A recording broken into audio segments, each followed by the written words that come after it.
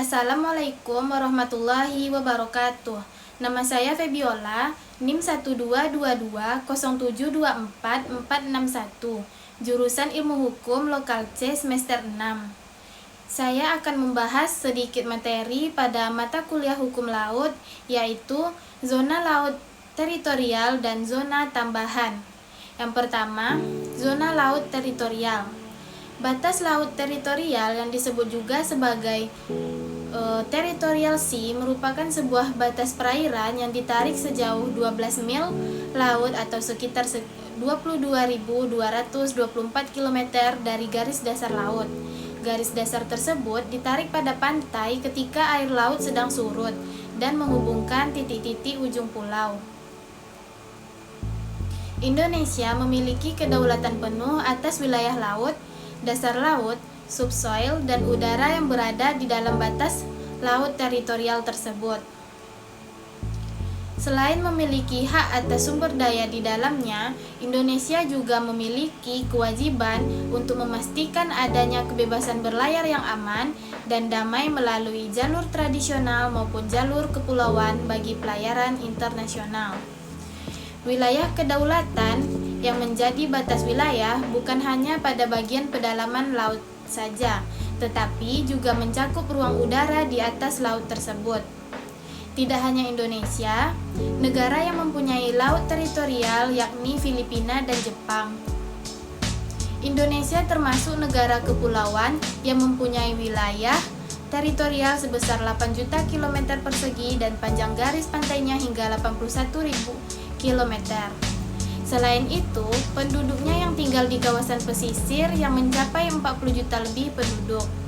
Dilihat dari hal itulah, maka laut menjadi mata pencaharian yang sangat penting bagi sebagian besar masyarakat Indonesia, khususnya penduduk yang tinggal di wilayah pesisir.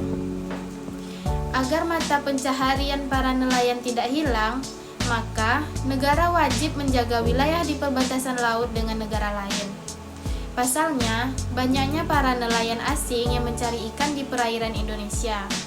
Oleh karena itu, para warga asing tidak boleh mengambil ikan dan masuk ke batas wilayah kedaulatan negara tanpa izin. Sebab menangkap ikan di wilayah laut Indonesia tanpa izin merupakan salah satu perbuatan ilegal. Sebagai seorang warga Indonesia, kita juga perlu tahu bahwa batas laut yang dimiliki di Indonesia yang diakui oleh United Nations Convention of the Sea atau UNCLOS pada tahun 1982 sebagai wawasan Nusantara. Selanjutnya kita akan membahas mengenai zona tambahan.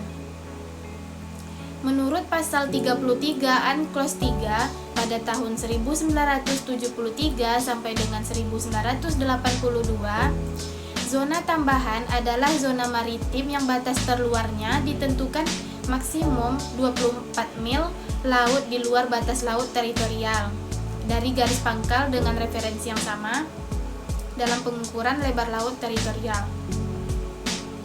Negara pantai dapat melaksanakan fungsi pengawasan dan penegakan hukum yang dipandang perlu dalam rangka mencegah atau to prevent dan menghukum atau to punishment para pelaku pelanggaran peraturan perundang-undangan di bidang bea cukai, fiskal, imigrasi, atau kekarantinaan yang dilakukan di dalam wilayahnya atau di laut wilayahnya.